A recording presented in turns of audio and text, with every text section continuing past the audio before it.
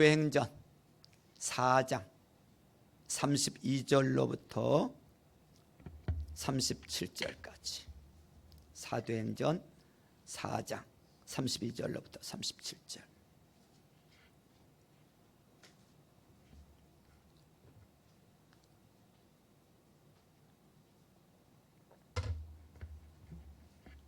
찾으신 분들은 기립하셔서 우리 합독하시겠습니다.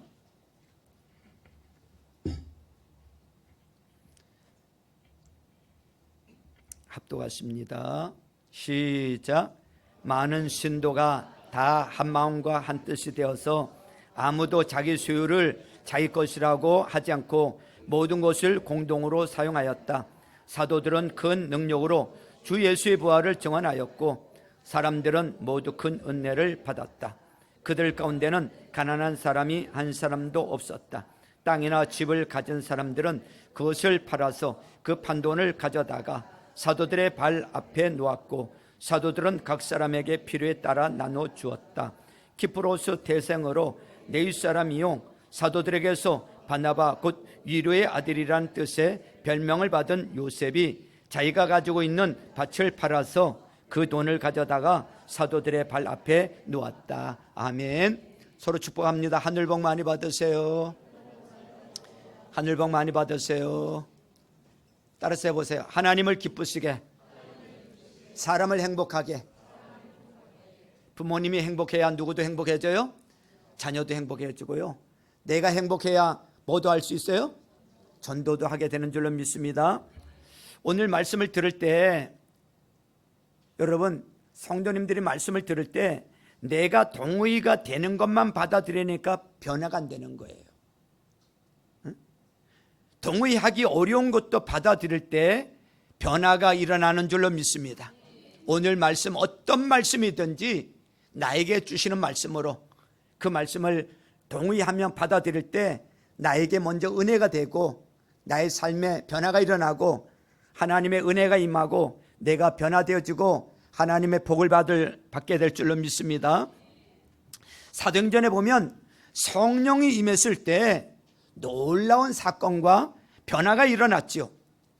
사람들이 성령을 따라서 말하기를 시작합니다.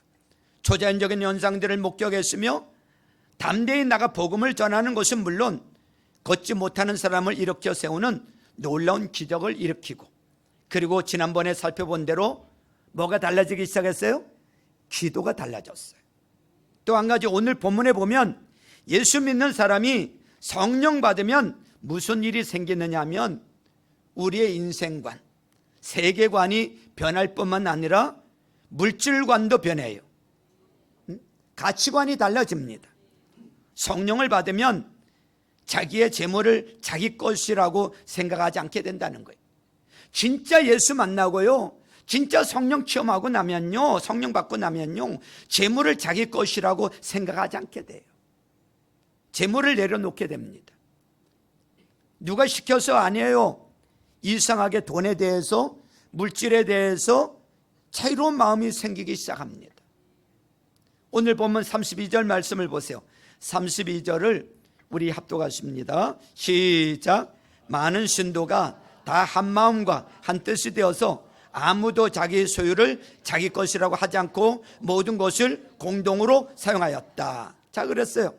자, 성령이 임하시면, 성령을 받으면 예외 없이 가치관의 변화가 일어나요. 가치 변화가 일어나. 그것도 오늘 32절에 보니까, 여기 보니까 많은 신도가 이랬어요.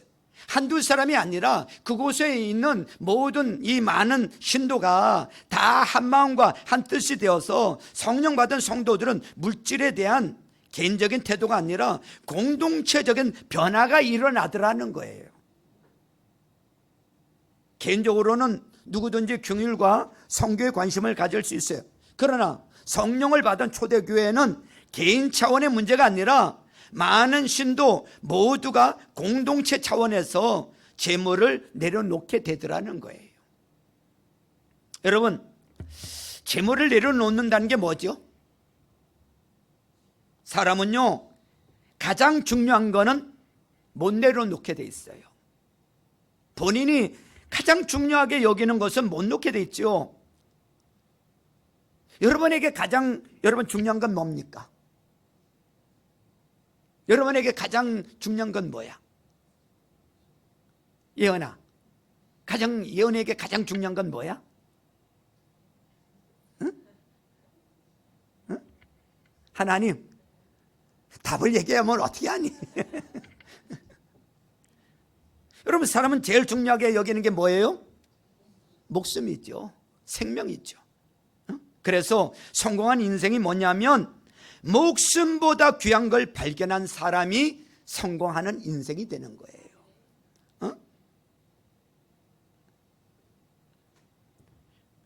그걸 누가 발견했는가 하면 사도 바울이 목숨보다 귀한 것을 발견을 했어요. 그게 뭐죠? 복음이에요. 사도 바울이 복음을 딱 만나고 나니까 뭐라고 고백을 하는 줄 아세요? 사도행전 20장 24절에 이렇게 고백을 하고 있어요. 내가 나의 달려갈 길을 다 달리고 주 예수께 받은 사명 곧 하나님의 은혜의 복음을 증언하는 일을 다 하기만 하면 나는 내 목숨이 조금도 아깝지 않습니다 라고 고백을 하고 있어요. 생명이 귀한 건데 생명보다 더 귀한 걸 발견했지요. 그것이 복음이라는 거예요. 복음을 딱 발견하고 나니까, 예수님 만나고 나니까 그동안 그렇게 귀하게 여겼던 거 아무것도 아니구나. 사도 바울은 성공한 인생이에요. 여러분, 생명보다 귀한 거 발견하면요 생명에 연연하지 않게 됩니다. 생명하고 비교할 것도 없지요. 그 다음, 생명 다음으로 귀한 게 뭘까요? 생명 다음으로 귀한 게 뭘까요? 나일 자매, 생명 다음으로 귀한 게 뭘까? 어떻게 그렇게 잘 알아? 재물 아니에요? 돈 다 중요하다고 여기지요? 아닌가 봐. 돈 좀 가져와 봐요. 그러면 돈 때문에 인생 걸고 돈 때문에 사람 죽이고 돈에 목숨 걸고 살잖아 사람들이. 그런데 돈보다 재물보다 큰 거 발견하면요 재물이 상대화되어 버린 이 재물이 상대화되어 버리는 거예요. 별거 아닙니다. 돈보다 큰 것을 만나지 못하니까 돈 붙잡고 있는 거죠. 돈보다 큰 것을 발견하게 되면 돈은 상대화되어지는 거예요. 돈을 놓게 되는 거예요. 아깝지가 않아요.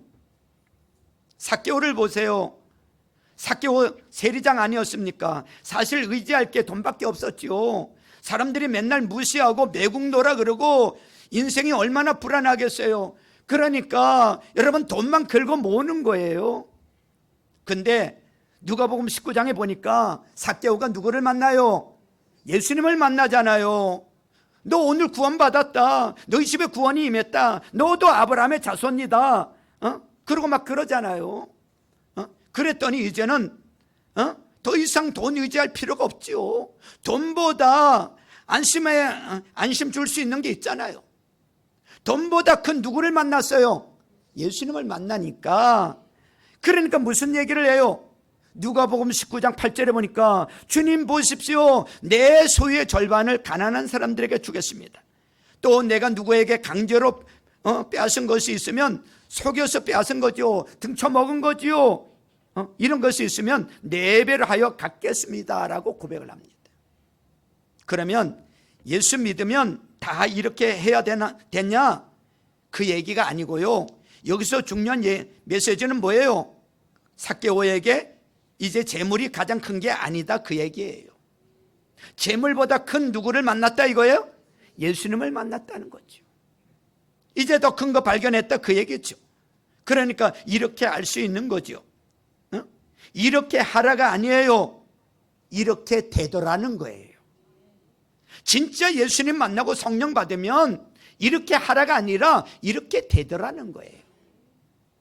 사실 예수 믿는다는 게 여러분 뭔지 아십니까? 예수 믿는다 하잖아요. 예수를 믿는다는 것은 사실은 뭘로 증명을 해요? 내가 정말 예수 그리스도를 믿습니다, 주님을 나는 내 인생의 주인으로 모셨습니다를 뭘로 증명하느냐 이거예요.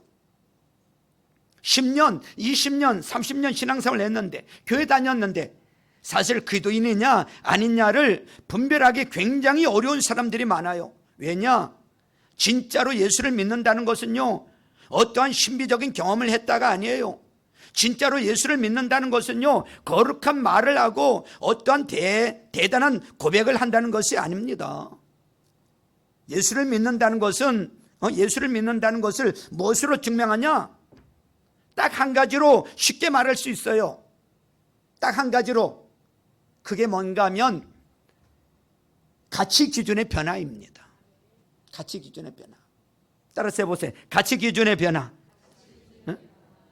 이제까지 나는 이것을 위해서 살아왔는데 예수님을 딱 만나고 나니까 이게 소중하고 이게 가장 크다고 여겼는데 예수님 딱 만나고 나니까 이거 아무것도 아니네. 그러니까 사도 바울이 뭐라고 고백을 해요? 지금은 예수 그리스도를 아는 고상한 지식에 비하면 지금까지 그렇게 귀하게 여겼던 것들을 뭘로 여긴다고요? 배설물에 불과하오 라고 고백을 하잖아. 아, 이거 아무것도 아니구나, 똥이구나. 예수님 만나고 나니까 이거 아무것도 아니라는 것을 고백을 하잖아요. 가치 기준의 변화예요. 그럼 예수 믿는다는 사람이 세상의 헛된 것을 위해서, 자기를 위해서 살아가는 사람들하고 인생에서 추구하는 것이 똑같다면요, 예수를 믿는 겁니까? 안 믿는 겁니까? 이게 우리가 가장 먼저 정리하고 출발해야 될 문제가 아닌가 생각이 돼요. 내가 사실 무엇을 원하는지도 정리하지 못한 채 지금 내가 크리스천 생활을 하고 있다는 거예요. 신앙생활을 하고 있다는 거예요. 물론 주님도 좋아요. 근데 주님께서 우리에게 뭐라고 말씀하셨는지 여러분 기억하십니까?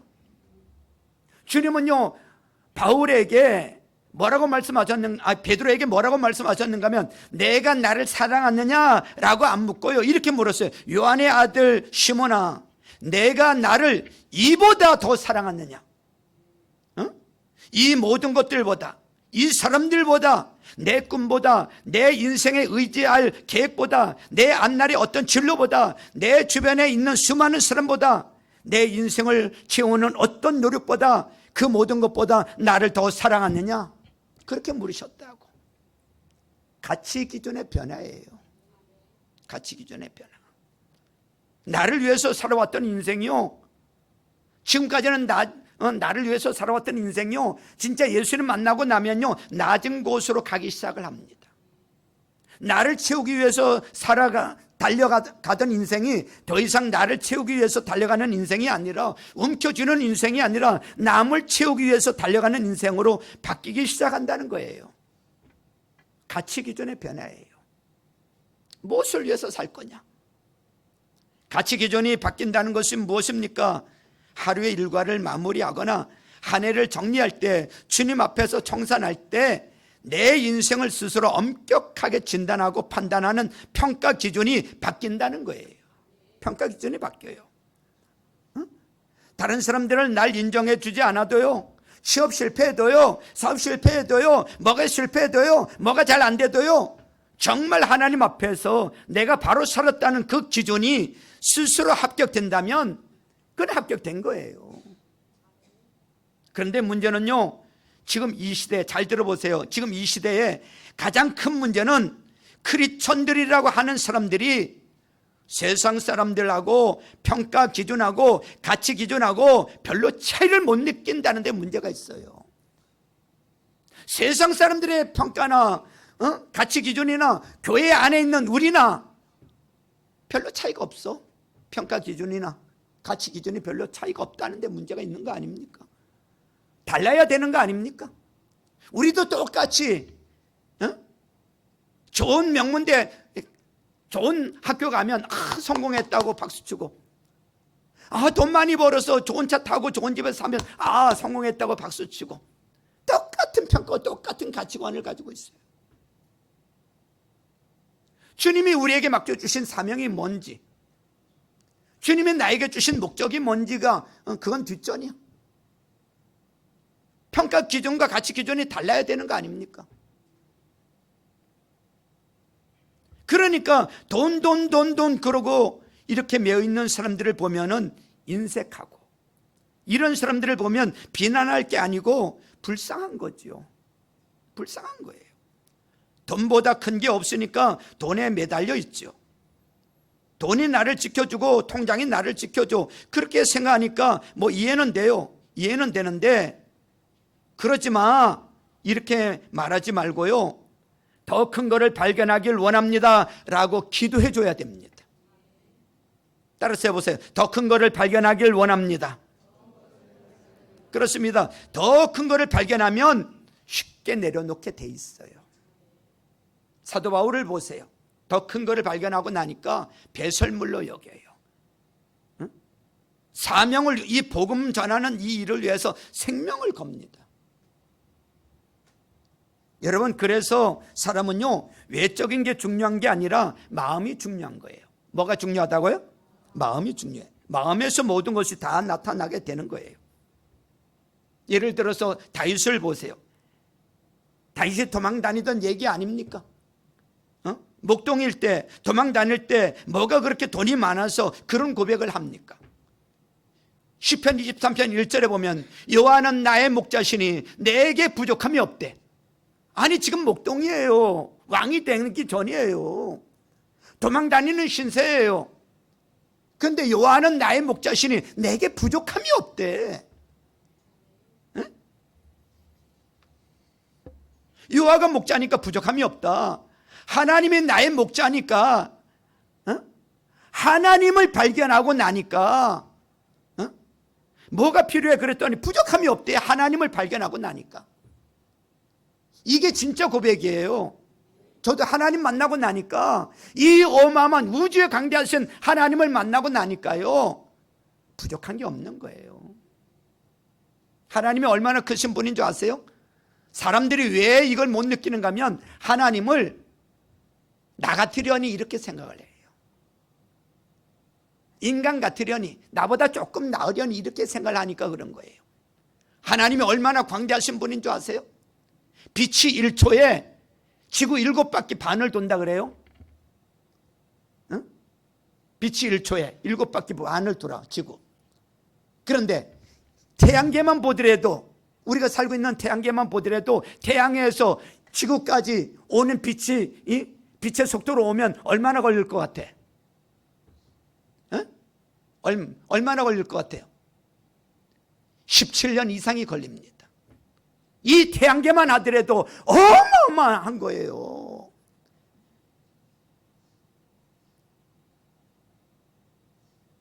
그런데 이런 태양계 같은 것들이, 수도 없는 이 태양계가 이 은하계 안에 어마어마한 것이 있단 말이죠. 그러니 우리 하나님이 얼마나 광대하시고 위대하시고 크신 하나님이십니까?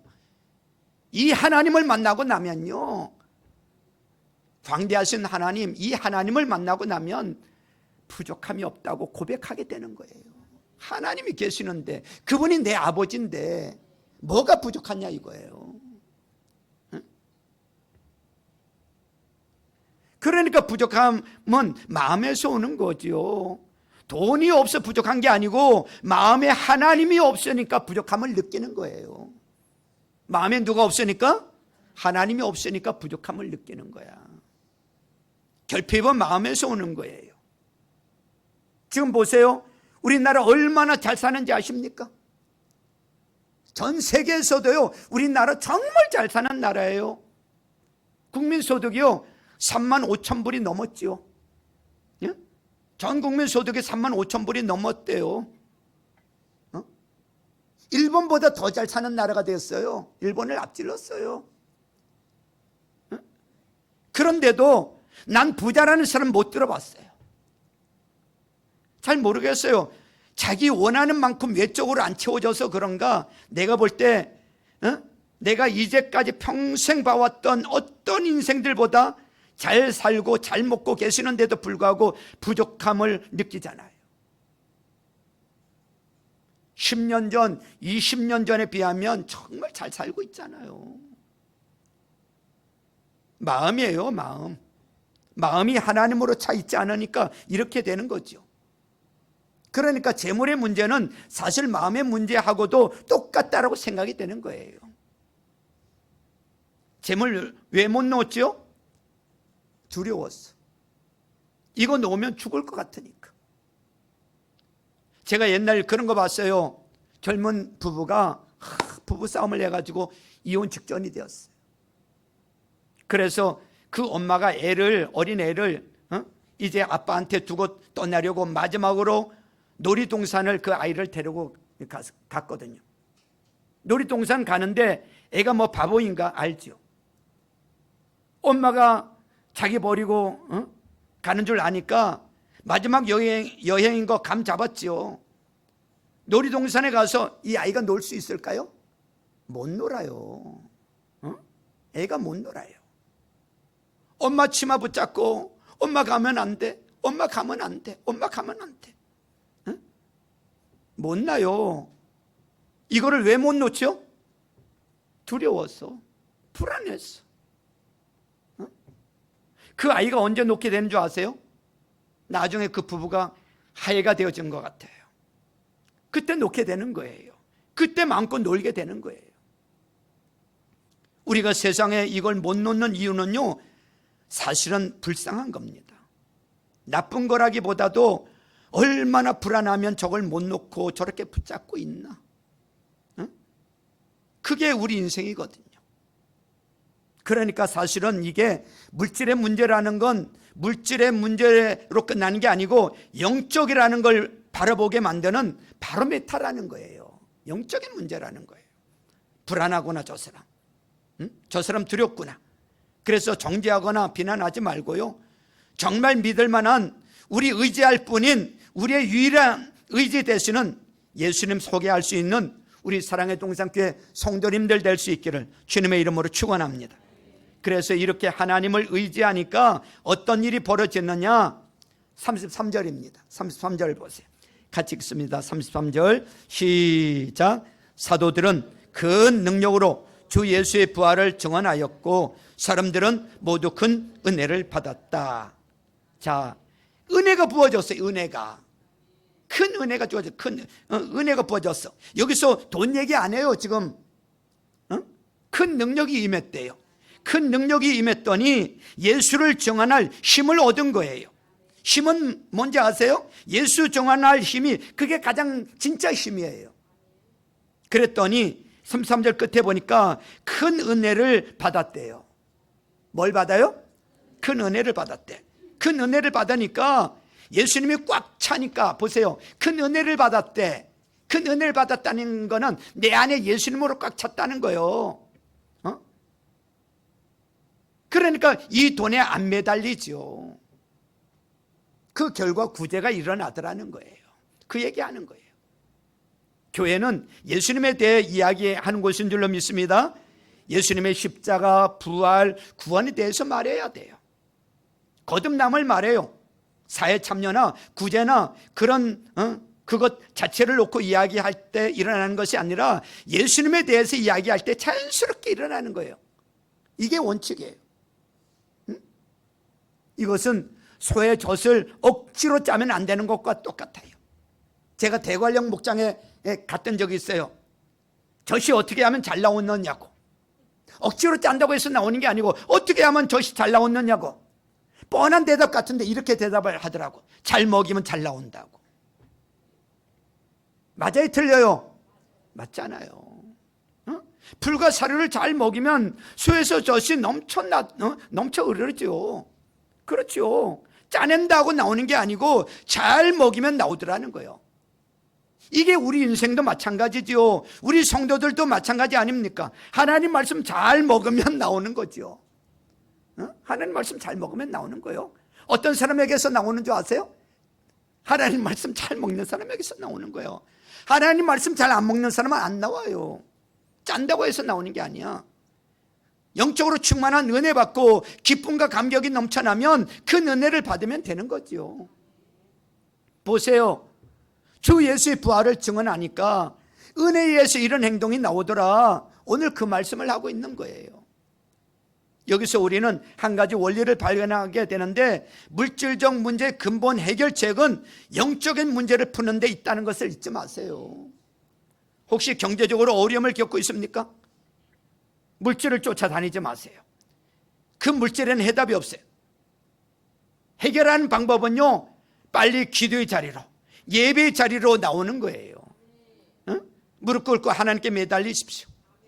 응? 영적인 문제를 해결하면 육적인 문제는 저절로 해결되는 줄로 믿습니다. 그 문제의 원인을 발견하게 돼요. 그래서 하나님께 영광을 돌리게 되는 거예요. 여러분, 그래서 인색하게 사는 거는 인색하지 말라라는 구호가 아니고 은혜 받아야 되는 거예요. 은혜. 뭐 받아야 된다고요?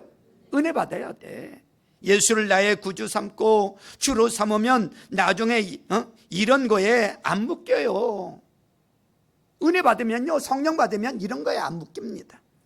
지난번에도 말씀드렸죠. 순비 바조, 기도가 달라졌다. 기도가 안정함이라는 건데, 이 뜻이, 그 뜻이 뭐냐면 예수님께 이렇게 묶이는 거거든요. 기도하면 예수님께 묶이는 거예요. 응? 기도하면 예수님께 묶여. 예수님께 묶이면요, 세상에서 풀어지는 거예요. 예수님께 안 묶이니까 어디서 묶이게 돼요? 세상에서 묶이게 되는 거야. 반대로 자꾸 세상의 것에 묶여서 세상 쫓아가게 되는 거예요. 예수님과 안 묶이니까 자꾸 세상에 묶여가지고 돈 그러고 사는 거죠. 두렵고 불안하고 가난하다고 생각하고 사는 거죠. 예수님과 묶이면요, 생명보다 크신 분이에요. 물론 재물보다 훨씬 크신 분이세요. 그래서 진리를 알지니 진리가 너희를 뭐 한다고요? 자유케 한다 그러잖아요. 진리를 알지니 진리가 너희를 자유케 하리라. 우리 다 풀려나야 될 줄로 믿습니다. 나이 들어가실수록 묶여 살고 막 그러지 말고요, 풀리고 사십시오. 풀리고. 그게 참 좋은 것 같아요. 예수 잘 믿는 어르신들 보면 돈을 안 아끼죠. 예수 잘 믿는 어르신들 보면 돈을 막 써요. 저번에 왜 저러나 봤더니 천국 갈 날이 별로 남지 않으니까 풀려서 그러는 거예요. 풀려서. 세상에 안 묶여요. 알거든요. 어차피 내가 빈손으로 왔고 어차피 내 죽음 빈손으로 갈 건데, 그걸 아니까 그때부터 막 쓰는 거예요. 무엇을 하든 하나님의 영광을 위해서 살려고 하잖아요. 이제 다 돈 써가지고 이걸 관계로 만들어야죠. 불의의 제물로 친구를 사귀라 그랬잖아요. 사람 사귀고 도와주고 세워주고 내가 볼 때 참 잘하는 거예요. 그렇게 하는 거예요. 저렇게 사는 건데, 근데 80세가 넘어서야 그렇게 살아야 되나요? 우리도 마찬가지죠. 그렇게 살아야죠. 또 한 가지 팁이 있는데요, 그 돈 팔아가지고 사도들의 발 앞에 놓았다, 이렇게 얘기를 하고 있어요. 그게 34절 35절이에요 보세요. 34절 35절. 자, 34절 보니까 그들 가운데는 어떤 사람이 한 사람도 없었다고요? 가난한 사람이 한 사람도 없었대. 자, 여기 보세요. 저는 이거를 보면서요, 지금 전 세계를 보면요, 너무 불균형하잖아요. 잘 사는 나라는요 엄청 잘 살아. 우리나라도 잘 살아. 여러분들, 우리가 먹고 남아서 버리는 게 얼마나 많은 줄 아십니까? 여기 매일마다요, 음식물 쓰레기통이요 가득 차고 넘칩니다. 여러분들 아파트마다 보세요. 음식물이 얼마나 차고 넘치는지요. 그런가 하면 먹고 살기 어려운 나라는요, 지금 먹을 것이 없었어. 굶어 죽어가고 있습니다. 먹을 물이 하나 없어가지고 2km 3km 걸어가는데도 물이 없어가지고 오염된 그 물을 먹을 수밖에 없는, 마실 수밖에 없는 그 물을 먹어가지고 피부병에 걸려있고 오염되어 있고, 그런 사람들이 얼마나 많은데요. 왜 그렇습니까? 한쪽은 차고 넘쳐나는데 한쪽은 먹을 것이 없어. 그러면 넘쳐나는 데에서 여러분, 이걸 나누면 굶어 죽을 사람 한 사람도 없다는 거예요. 전 세계에. 나누면은. 안 나누니까 그러는 거예요. 여기에 보니까 34절에 보니까 가난한 사람이 한 사람도 없었다는 거예요. 땅이나 집을 가진 사람들은 그것을 팔아서 그 판돈을 가져다가 누구의 발 앞에 놨다고요? 사도들의 발 앞에 놓았고, 사도들은 각 사람의 필요에 따라 나눠줬다는 거예요. 이게요, 교회 헌금의 원리인데 개인으로 누구를 구제하거나 이렇게 하지 말라는 거예요. 개인이 하지 말라는 거예요. 사도들의 발 앞에 놓았다는 것은 교회 앞에 뒀다는 것을 뜻하는 거예요. 그들은 교회 공동체에 자신의 소유를 맡기고 교회로 하여금 그 일을 하게 한 거예요. 여기에 교회의 막중한 사명이 있습니다. 교회에는, 특히 교회 지도자들에게는 성도들의 헌금을 하나님의 방법대로 사용해야 할 책임이 있어요. 만약 개인이 직접 구제한다면 개인이 칭찬받게 될 거예요. 그렇게 되면 시험 받을 일도 많이 생길 거예요. 도움을 받는 사람도 주님을 바라보지 않고 그 사람만 바라보게 될 겁니다. 그러다 보면 처음에는 잘 시작했으나 나중에는 어려움에 빠지게 될 겁니다.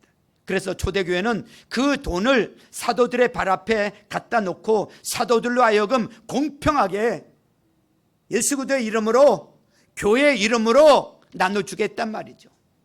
응? 그것이 얼마나 지혜롭고 놀라운 방법인지 모릅니다. 가끔, 아주 가끔, 지금까지 오면서 한 두세 번 나한테 이런 얘기를 들은 적이 있어요. 11조에 대한 질문하는 분이 있었어요.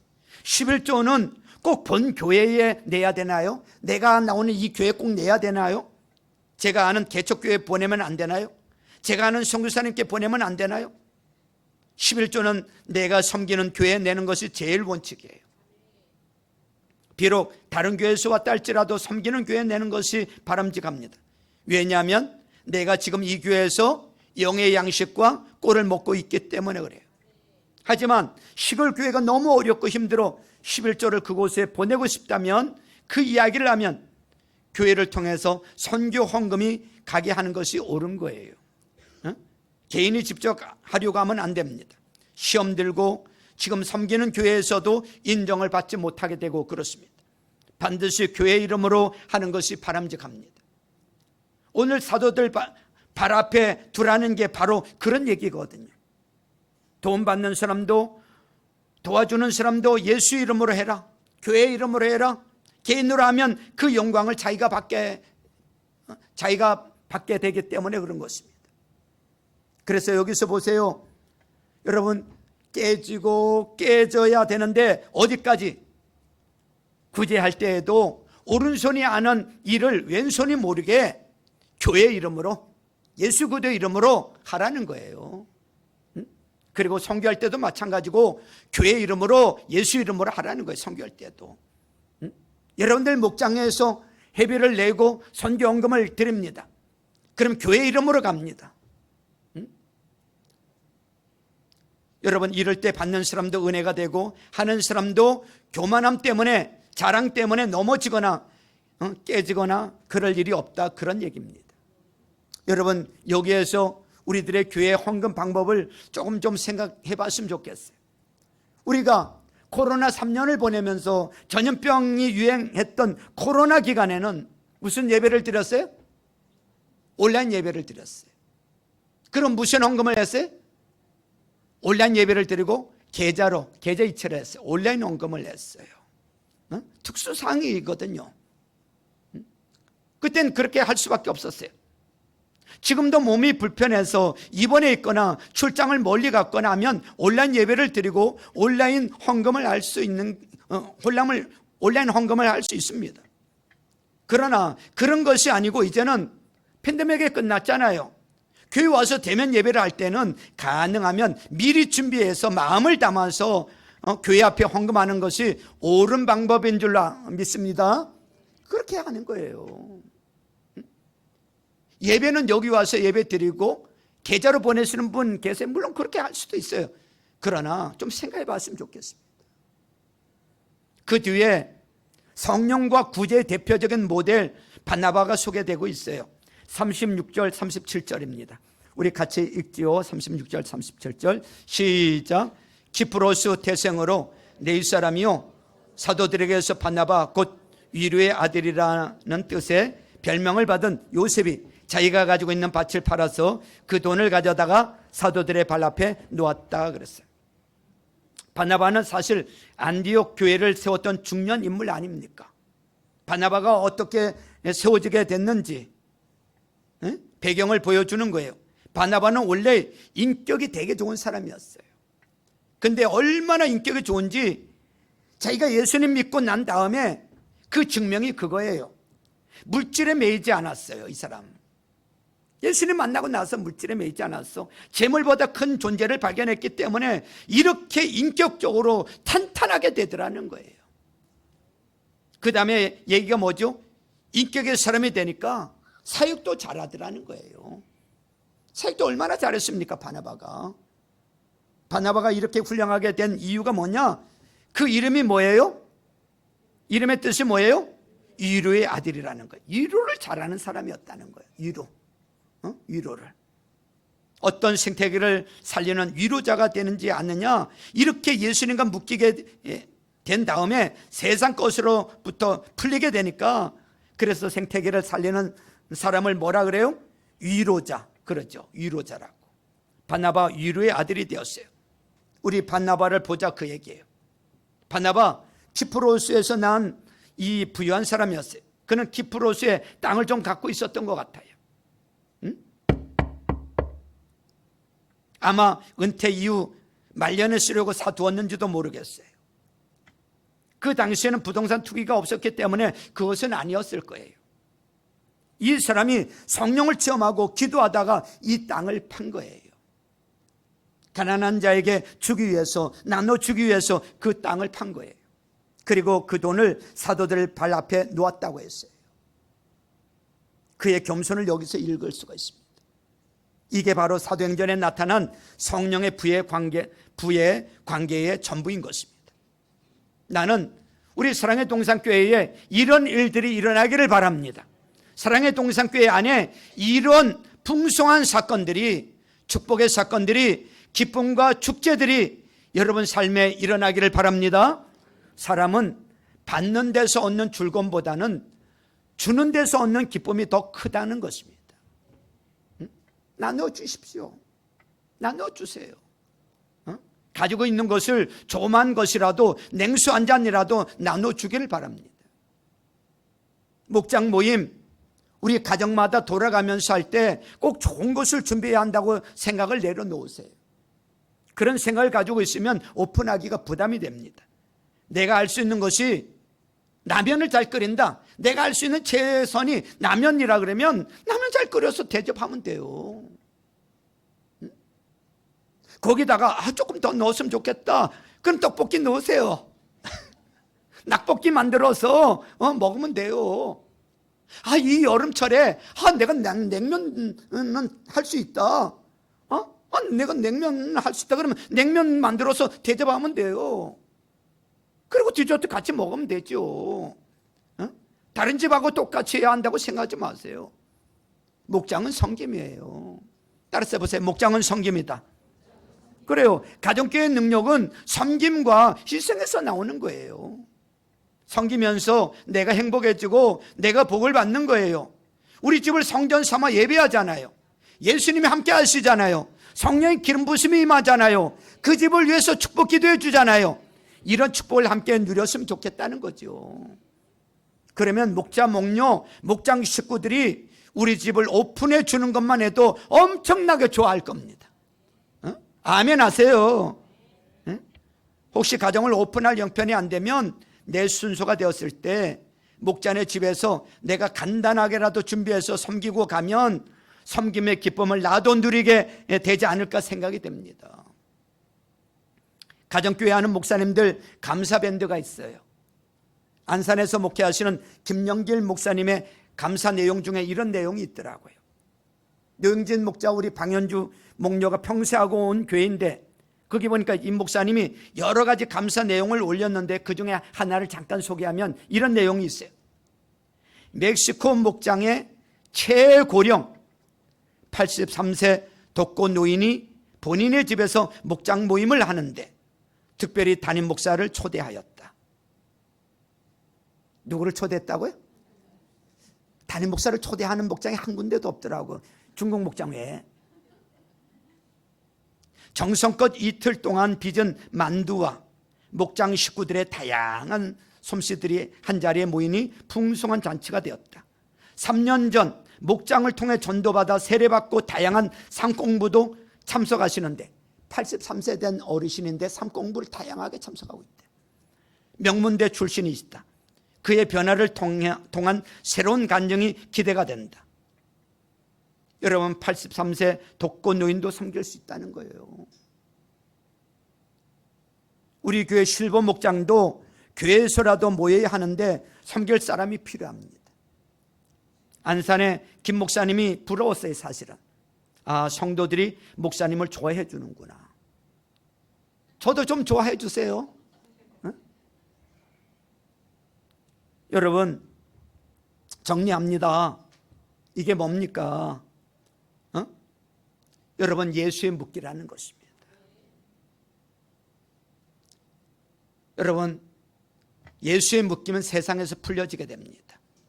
재물보다 큰 여러분 예수님, 내 생명보다 큰 소중한 이 복음, 이걸 만나고 나니까요, 여러분, 생명보다 더 가치 있는 일을 위해서 내 인생 살게 되고요, 내 목표가 아니라 주님이 원하시는 것을 위해서 사는 게 진짜를 위해서 사는 거 아닙니까? 돈도 기꺼이 놓게 되더라는 거예요. 재물도 내 것이라고 움켜쥐려고 하지 않고 같이 나누더라는 것이죠. 이게 가능해지더라는 것이죠. 자유해지더라는 것이죠. 우리 모든 성도님들에게 정말 이런 가치 변화, 예수님 만나고 성령 받아서 저와 여러분들에게 이런 가치 변화가 일어나는 역사가 있기를 주님의 이름으로 축원합니다. 자, 이 시간에 찬양 하나 부르고요,